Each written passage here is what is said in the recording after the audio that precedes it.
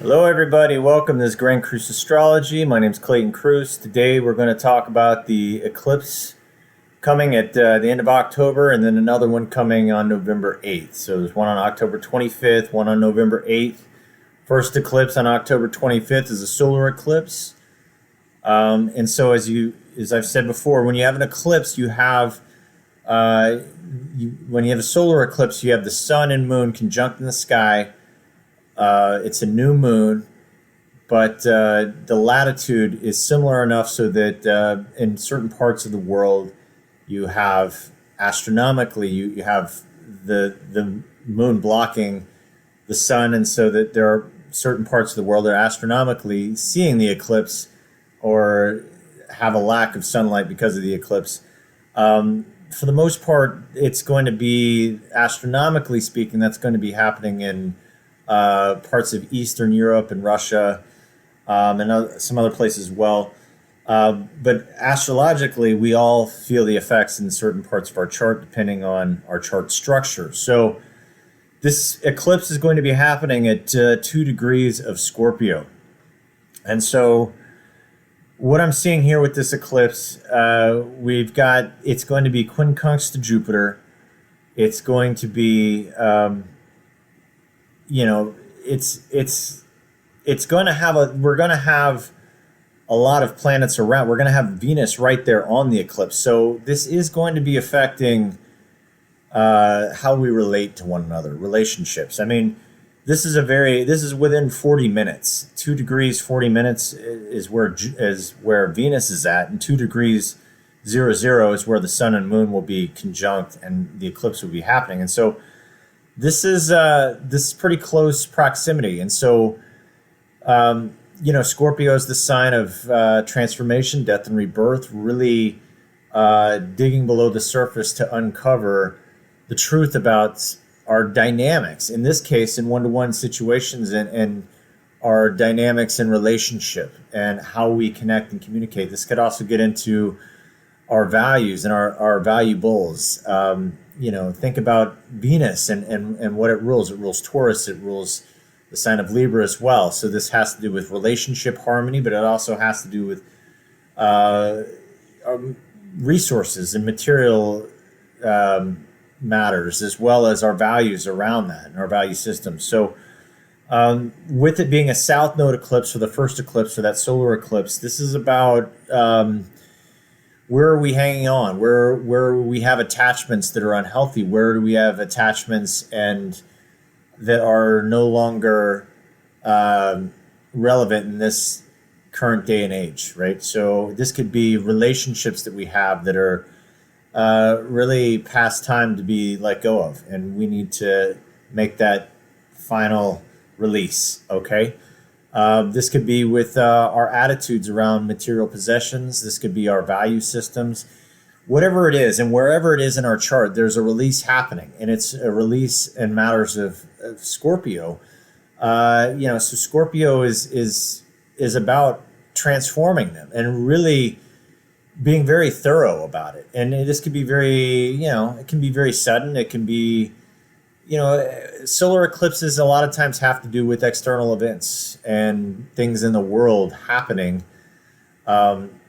to us or around us, so that we make the necessary changes to bring ourselves into a new level of empowerment. Because when we're talking about Scorpio, that's ultimately what the direction is. It's empowerment. It's really diving deep, mining into the depths of our soul and psyche to get to the truth, so that we can come out more empowered, like a phoenix rising from the ashes. So at times it can be very intense. Now, with it being in quincunx aspect to Jupiter within about 2 degrees, there can be a lot of in the world. There may be a lot of hype and spin around what's happening globally, collectively. The main thing with this eclipse is to really recognize what it's triggering within you, within me, within each of us. What is it triggering within us as individuals? Because that's where the work is. And this can be this can be as big a deal as we want to make it, or it can be as as manageable as we have the maturity to bring to the situation, right? So it really comes down to how we respond and how we understand it, how we respond to the energies that are at play here. So that's kind of the first eclipse. It's a solar eclipse. It's aspecting Venus, and so it is more on a more day-to-day relationship front. And it does, because it is a solar eclipse, it's a little more circumstantial and a little more worldly than the next eclipse, which is going to be more personal, which is the lunar eclipse. So let's switch over to that chart. Here we go. Okay, so this is the lunar eclipse happening on November 8th. So lunar eclipses are full moons when the sun is opposite the moon astrologically. And by latitude, they share the same plane, so that there is a blockage of the moon by the sun, or a blockage of the moon's, the blockage of the sun to the moon by the earth. Let me say it that way. Okay. All right. So on this eclipse, it's going to be, this one's going to be a little more, it's going to be a little more tender. Okay. We're going to feel this one probably on an inner level a little bit more than the other. The other one is more circumstantial. It's more logistical. It's more worldly, perhaps. This one is going to get into our emotional bodies a little more. Okay. We're going to have the moon right there, that full moon conjunct Uranus within 56 minutes. So that's pretty close, okay? And so that kind of represents emotional unpredictability, right? I could sit here and speculate as to what's going to happen. What's it going to look like? Well, it's probably going to be a little bit of instability on an emotional level for a lot of people. And to what degree, it's all up to us, right? It's all up to us and the level of composure and maturity we bring to situations. But, you're going to have the moon with Uranus right there. It's also going to be square to Saturn. So there's going to be some level of tension there. Saturn is the energy in Aquarius. Saturn is the energy of norms, of,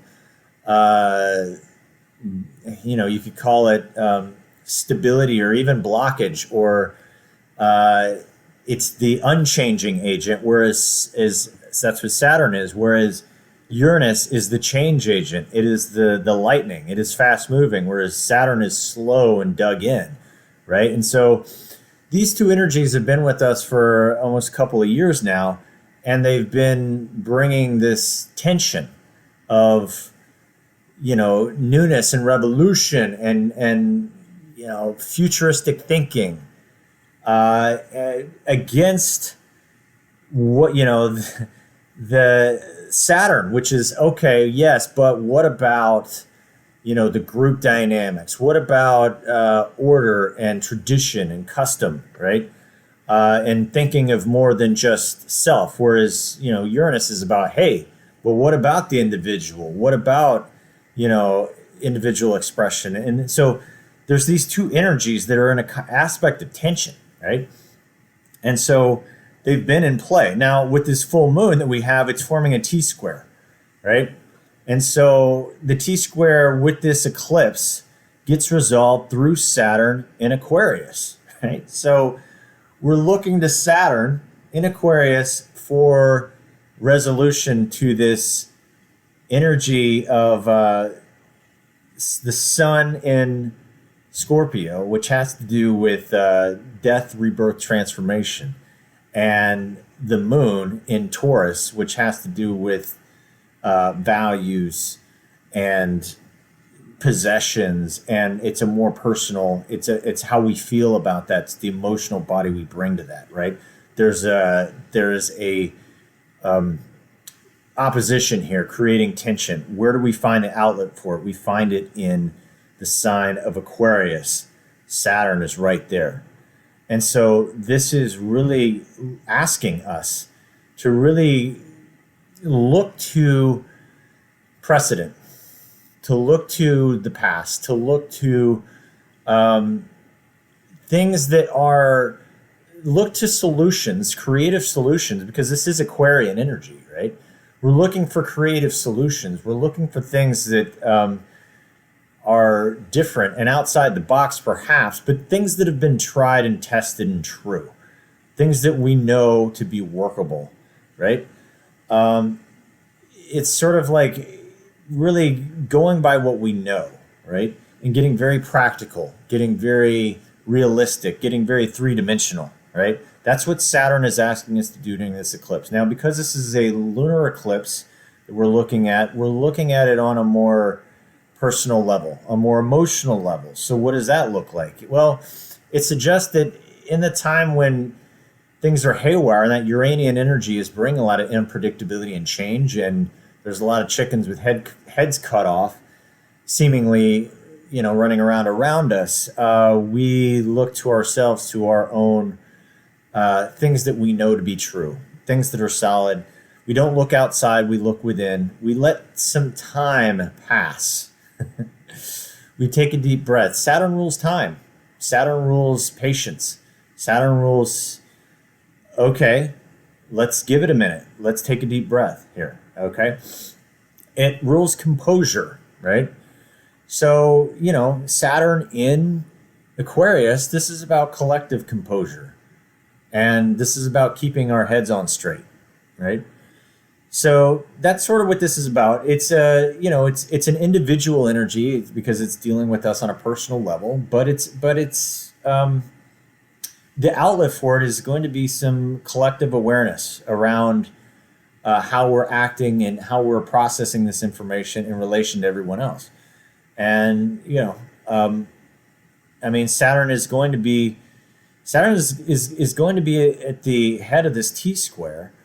But it's also going to be in a nice trine to Mars too, kind of a loose one. Mars is going retrograde. So, what calm, considerate actions that we can take at this time are going to be favored. But it's really going to ask us to really be considerate of the things that we do, say, and the actions that we take. And if we do that, we can be successful. We can really create change. We can really use this eclipse to do what eclipses can do, which I always say leapfrog time, and to 1 + 1 = 1,000 very quickly by being just methodical and being considerate and using that Saturnian energy and having very clear, concise, thoughtful, practical action at this time. We can really do very well for ourselves because it's going to be a time where we're going to be very tempted, I believe, to really engage emotionally with what's happening. And I think media and people in general, I think there's just going to be a lot of collective spin. And, I think it can be easily ramp up and get out of control, but it doesn't have to.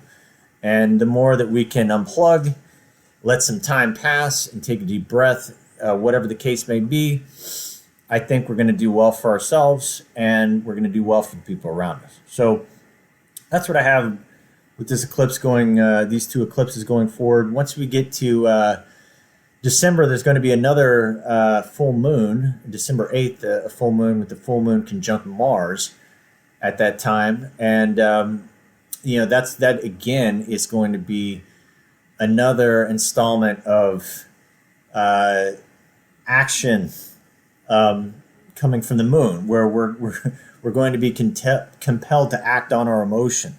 Okay, so really we have the eclipses, and then we have that third eclipse coming in December, and I do think that last eclipse is probably going to be the height or the peak or the final installment of our emotional bodies maybe being the volume being turned up to its highest pitch before things really relax and settle. Okay. And I do think by the end of the year, we're going to be breathing a sigh of relief. Okay. Come holidays, I think it's going to be, okay, wow, that was that was quite a ride, and now we're coming out of it. So we're heading into it, and this is going to be this is going to come in waves, and we'll we'll have an opportunity to bring our best selves to it. So that's the astrological advice: is bring your best self into these times that we're entering into, and that way we can celebrate at the end of it in the holidays and toast some champagne. Okay. All right, so that's what I got for the eclipses. Hope this was helpful. All right, talk to you soon. Bye.